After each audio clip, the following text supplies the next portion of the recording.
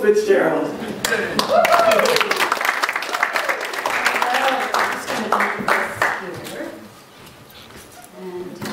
Decided to save paper and just use my laptop. Hi, everybody, and boy, what a beautiful, really, congregation. You are so warm and so open, and I wish that I could come here every Sunday. But I live in Berkshire, so that's kind of a long drive. I am really happy and honored to be here, and I want to thank Tony for welcoming me, and all of you for welcoming me to the Cape, where I used to spend many a wonderful summer when I was a child. I also want to thank my exuberant, wonderful friend Patricia, who I met way back when, in Dallas, Texas. We were at the Unity Church there, and I really, we kind of fell on each other's shoulders, you know, and said, soul sister, which was very useful to me then. I had a bit of a rough patch in Dallas, and between Unity and Patricia, I got through. So once a soul sister, always a soul sister, so thank you. Okay, well I decided to make the big topic of change the subject of my talk today, and I did that for two reasons. Well, one is kind of obvious, because we are living in unprecedented, rapidly changing times. And because, as a spiritual coach, my phone rings every day with people struggling to deal with these changes and their own turbulence within them. So I thought we could all use a little time to talk about ways to approach change with the highest vibration. Now, I feel that I can speak about this because of something that happened to me about 6 years ago and required me to live 100% from a heart-open, intuitive place, trusting implicitly in support from unseen helpers. But we're going to start a little further back than that. So, you know, like most children, probably like you, I was always fascinated with change and change agents. You know, with my chemistry set, I would try to turn that litmus paper to pink or blue. And on the playground, I liked to see which words would turn the bully into a sweeter person. And I was fascinated with the Bible in particular. It's great, the song that came out this morning, because it talks about the angelic presence, right? I was fascinated with how angels changed the course of so many people's lives. You know, they would talk to Mary, and they talked to the shepherds, and they talked to the kings, and they took a different route. They didn't know where they were going, but somehow or other it all worked out. And how I longed for an angel to come and talk to me and tell me which way to go. I prayed for that all the time. Then as I grew older, childish wonderings turned into understandings that indeed each one of us does have a guide or two, and an angel or two or three, and they're here to help us if we would only ask. And I did ask. And I did receive help, sometimes from in the form of living people, you know, some nice, some not so nice, but each one of them would nudge me and slightly change my course of action. One of the most profound shifts in my life happened when I was 21, and I visited the Findhorn Institute in northern Scotland. Now, how many people have heard of Findhorn? Oh, very good. Wow, that's great. Well, I'll tell you shortly, just quickly, I'll tell you what it is. It was a spiritual community. It's still in existence today. But at that time, it was a spiritual community that formed around these miraculous gardens that had flourished despite having been planted in sand by a wonderful couple, Peter and Eileen Caddy, back in the early 60s. How it started was Peter was let go from his rather cushy hotel management job quite suddenly in late fall in 1962 or 3, I think it was. And they didn't own any real estate except for a 30-foot camper trailer. So the family of 6 bundled into this camper, and they parked it on a spit of sand right on the North Sea in winter. Okay, so I'm just like, and they had no idea how they would survive with really very little financial means. So what they did was they relied entirely on this still small voice that Eileen had been hearing for quite a few years. It had introduced itself saying, "Be still and know that I am God." Well, this voice told them that come spring, they should plant a garden in that sand dune. And they told them exactly how to prepare the soil, how dig to deep, how much seaweed, how much manure, how to layer it, etc. And which plants to put in, which seeds to put in. And they were told then how to work with the plant kingdoms to create, well, what looked like an impossibility. Well, once I heard about this place, I had to go. Well, from the moment that I awoke to take that long journey, something very odd was going on. I got up in bed and my head was giant and way up here. And I thought, oh my God, am I getting sick? What's happening? And I remember, navigating to the bathroom and it was like a big balloon like this. And well, I had to get on with it and get to the airport and all that. And this stayed with me and actually made me very calm, strangely, even though I tried putting it back down, but it wouldn't come down. And in fact, it stayed with me until I landed on American soil several months later.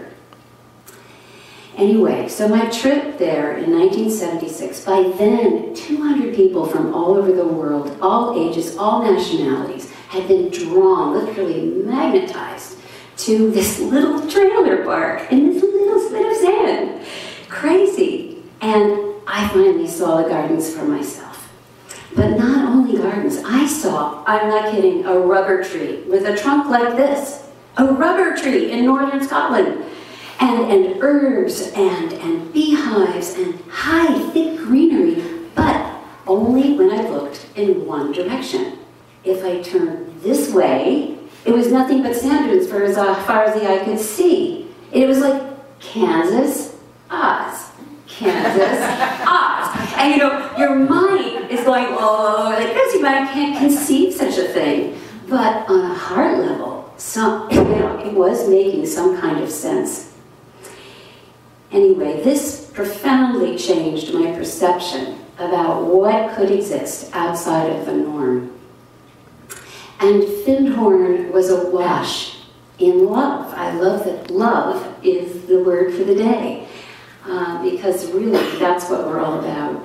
And it felt like a frequency. It felt like an irrepressible force which permeated every thought, word, and deed. It was incorporated into every single aspect of every moment there.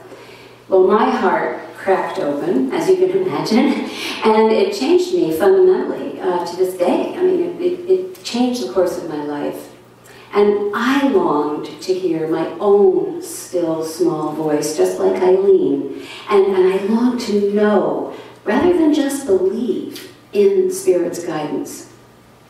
So I increased my meditations, I studied many books on spiritual topics and religion and philosophies. I gathered all these nuggets of wisdom and formed some of my own ideas.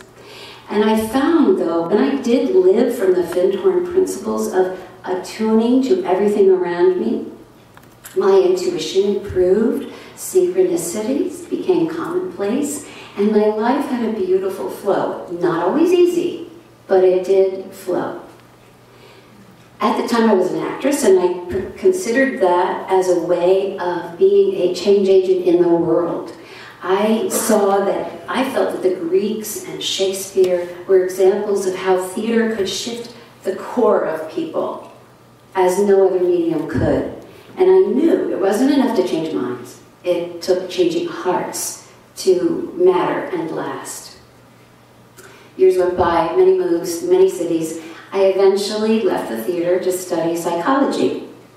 And I met my wonderful husband, and I had 2 children, one of which was born in Dallas about the time I met Patricia. While in Dallas, I happened to take a feng shui class. You heard of feng shui? Yeah, okay. Well, I didn't know that part of feng shui was dowsing until the night that our teacher came in with some wire hangers and some wire cutters and started to make these little L-shaped rods, otherwise known as L rods. And she placed them in our hands and she said, now, you can ask yes or no questions, and then you can ask a whole bunch of other things too. And here we are with these things. And sure enough, it started to work. You may have heard of dowsing if you've ever used a pendulum, or if you've heard of the guy with the Y-shaped stick who comes and drills for water and finds the water where you should put your well. Also can be used for finding oil. So anyway, we had these wonderful rods, and after the class, I kind of went into my closet like this, and is my hair yellow, or is my hair green, or some stupid thing like that. Just it would move, and I go, oh my God. And after a while, I thought, okay, I'm gonna up it a little, and I'm gonna ask some risk-free question like, should I go to the grocery store today or tomorrow? And then just for fun, I acted on it just to see what would happen, and found more often than not that the guidance led me to a helpful scenario, a nice interchange, and even a chance meeting that might not have happened on another day. Well, this tool was changing my landscape completely, and it was super fun. So I slowly built up the courage to ask bigger questions and acted on those as well. And so did my husband, thank God. I would ask things like, should we move to another state? If so, when and where, etc. I wasn't exactly hearing voices, but I did feel I had a communication going with someone or something which I really didn't quite dare to name yet. Each time the dowsing turned out to be correct, my trust was strengthened. This was a relationship building thing. So fast forward 2005, we were living in Connecticut, and I received a very strong message through dowsing that we were supposed to move to Great Barrington, Massachusetts the following year. What? Now, on the face of it, it made absolutely no sense because my husband's work was approximately half an hour from our home, and why on earth would we split the family up and make his commute 2 hours?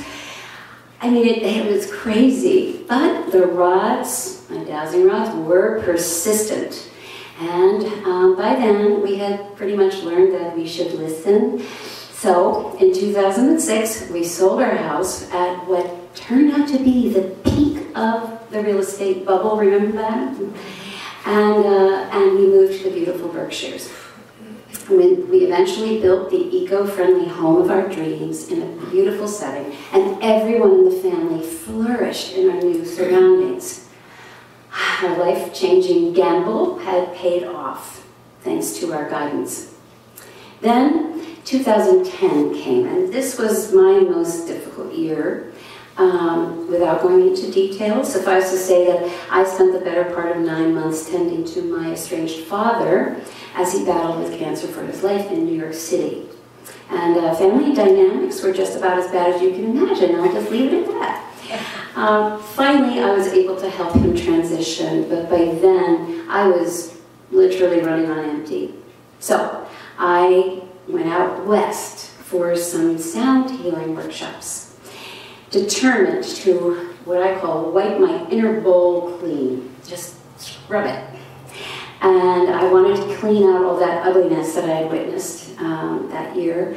And so I threw myself in like a warrioress to this cleansing process, asking, well, tell me the lessons, show me the lessons. And over we would do the self-practices, and I would get a little piece here and a little piece there. But finally, the very last practice, the very last day, I got the big message. And I was so moved by it, I was so grateful that I absolutely surrendered. And I said to Spirit, I am a willing vessel, do with me what you will. I just gave it all over. Well, you kind of have to be careful when you say that. Because things can change really quickly. So I came home feeling delightfully empty of all story, of my entire life. I was so steady and clear and calm, and you could have called me any name and I would have answered. It was just beautiful blank slate. Except for the fact that all of a sudden I started to have these visions. Now, you would have thought that after a lifetime of praying for such a thing, I would be prepared, but I wasn't at all. I thought I was losing my mind. Well, actually, I was losing my mind, but that's part of the deal, apparently. You don't get to do these things sometimes if your mind's in the way. So I had these 3 visions, and the first one was of a giant tsunami wave, but not threatening. It was actually quite beautiful, turquoise, and it was moving toward me. And there was a byline that came with this, and it said, this is an energetic, an evolutionary push that is going to be wrapping around the planet. And if you choose to learn how to swim or surf with it, you're going to evolve quickly and easily. But if you stand there and resist, it's not going to go so well. So, I'm paraphrasing, but, so the second vision then took this big wave and turned it to the side. So it kind of became one of those beautiful letter C's, you know, where the wave is, somebody would surf in it, for instance. And this had a byline too, and it said, as the water pulls away from the shore and deepens into the earth, into the seabed, to get its energy to create the wave, so should you leave everything you know on the shore and go to the earth, go to the wisdom keepers of the earth for your information.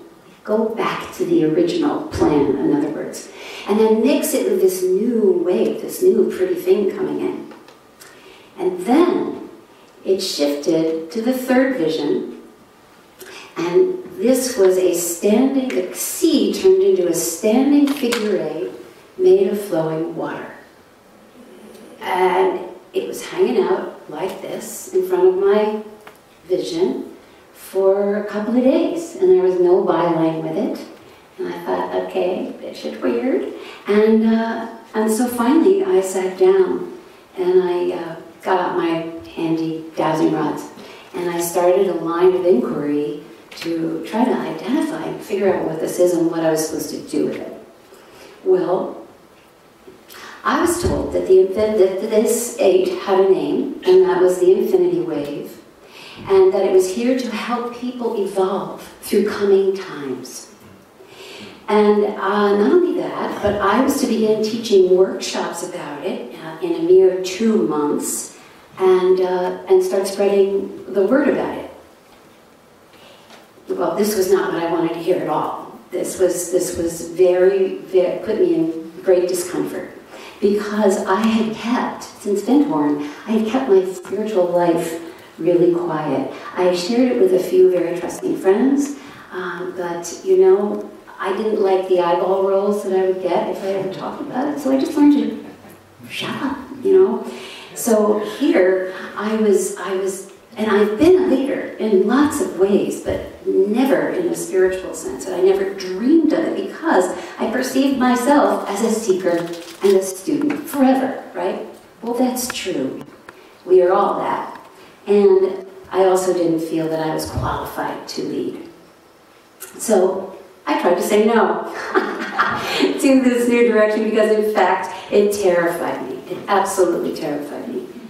Old insecurities rose to the surface in full force, and even when I was reminded that I had raised my hand to proclaim that I was a willing vessel, even then I resisted. Such is the challenge of change. It was crazy-making and painful. But ultimately, the foot in my back saying, it's time for you to step out of that spiritual closet, won out. And despite my fears, Holding my fears in hand, I booked a workshop space and made flyers, and even though I had no idea what I would be teaching. Only then, with no other options, did I surrender again fully to Spirit's direction, and the ride began. Now, I know from Patricia that many of you are familiar with the general material of the Course in Miracles. And I just have to say that, you know, we accept these things when they're in a book and they've been tried and tested. But when I started to have weekly channelings, giving me the Infinity Wave practices to be used in the workshops, well, they felt good to me, but I just doubted that they would be meaningful to anybody else. I mean, I don't know where the gap is between something that's already published and tried and true and something new coming in. It's a little scary. But finally, walking blindly and with knees a-quaking, I gave that first workshop on an energetic no one had ever heard of, and I hoped I'd come out of it alive. To my amazement, it was well received. And then other channelings and other workshops followed, and I, along with the workshop participants that first year, fell under the influence of this 10th dimensional wave energetic. It's a flowing, living force of pure love and compassion. And we all experience its promise of effecting change quickly and elegantly. I have stories like crazy about things that have happened. It also provides healing, and it delivers joy. It keeps you in this joy place. It's wonderful. Furthermore, it proved itself to be non-denominational, which was great. It could stand next to any religion or philosophy without any conflict. And it enhanced the believer's ability to have direct contact. Now that I liked. And this state of flow and love reminded me so much of Findhorn. Well, all we had to do was take this leap of faith, invite the wave into our beings, and the magic got started. Well, I still had no idea who was delivering all this information, and the more I waved, and the more fluid and changeable I became, I started to have visits from teachers like Yeshua, who helped me to understand that my sense of unworthiness actually dampened my ability to connect more clearly with my guides and with creation itself. I clearly had to get over it. He and others explained that most people feel the same way, and that if I could teach that we are not only worthy, but blessed with the ability to go direct anytime we wish, then I would be doing a service to humanity. Teachers and gurus they give us a boost here and there, and it's awesome. And there are so many to choose from. But ultimately, we all have this capacity and birthright to have this contact.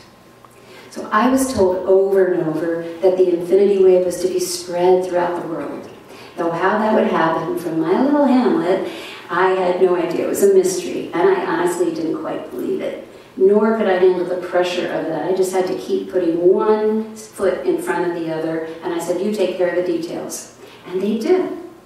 They sent me many helpers, and through the beauty of the internet, I'm happy to say that the infinity wave now flows in many countries. And my guides are now known to me, and in constant contact. In reality, they were all along, but just under my consciousness radar. I'm so happy with them out in front, though. So I'll be sharing the infinity wave when we do the meditation, and you'll see for yourself, get a little taste of it, see what you think. So now that you know more about my metamorphosis, let's talk about change. Because aside from death and taxes, it pretty much is a guaranteed constant. Especially if we're on a spiritual path. You know, once we say yes, spirit stretching never ends. As you know, change can be prompted from within or from without. But more often it seems to be the external that puts pressure on us internally.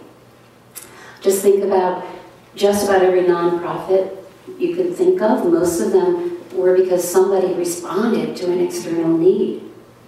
These days, the constant barrage of external events can really make us want to crawl back in bed and pull the covers over our heads. But what if we kind of stepped back a little and we thought about change as not being good or bad? You know, it actually is the natural flow of evolution. And it's normal. And we really need to not fear or turn away from it. I believe that on a soul level, we chose this topsy-turvy time to be in.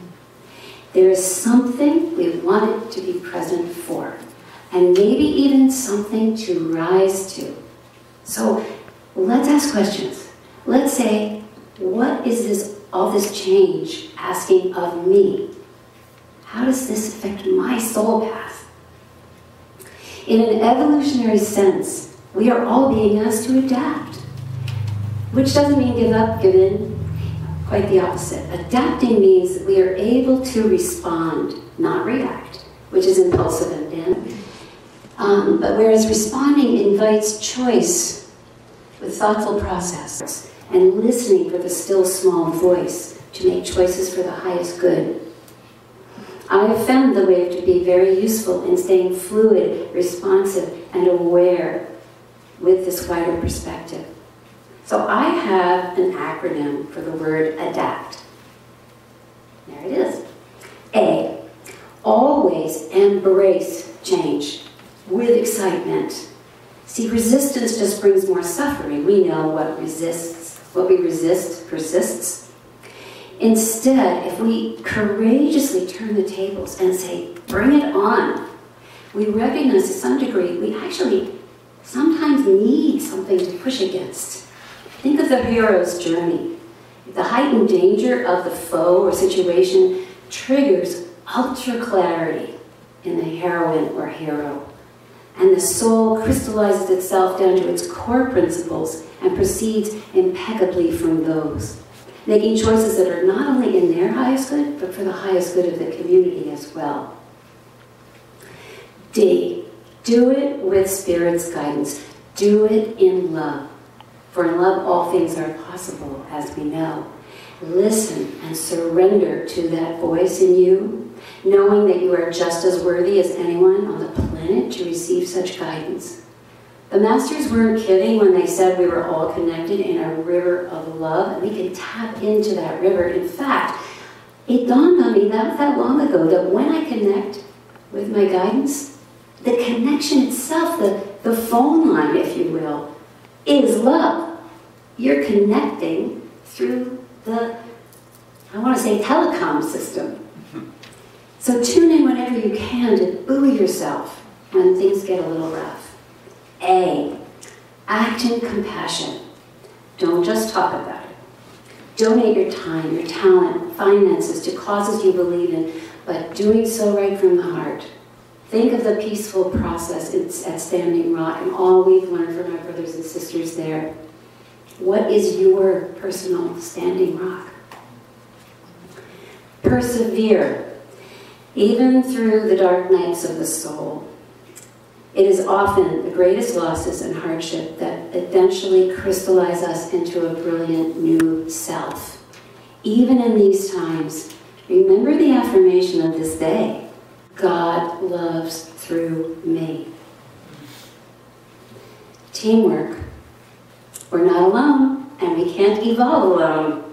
We need each other because, in truth, we're already connected. I couldn't have gone through everything I did if I hadn't had my guides, my husband, and friends to encourage me to push through my insecurities. So reach out, connect, come here, wish I could, meditate, get into nature, whatever, but don't stay in a silo. I have a feeling you are those kinds of people. Remember that we're all lights on a grid, and we are all needing to keep our beacons bright. If anybody starts to dim, the others can come along and light back up. Every choice we make ultimately matters. Today as much as it ever did.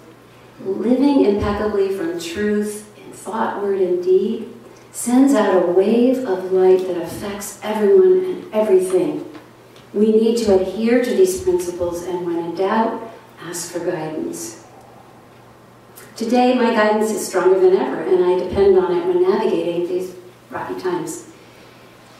And recently, we received notice from them that it is time for us to move yet again. And no matter how sad this makes me, and it does, one thing I've learned: resistance is futile. I choose to trust with all my heart that whatever lies around the corner, whatever change is over there, it will be for the betterment of my soul and for the expansion of my ability to serve in love. It always has, and it always will. And I think that's true for you too. Thank you.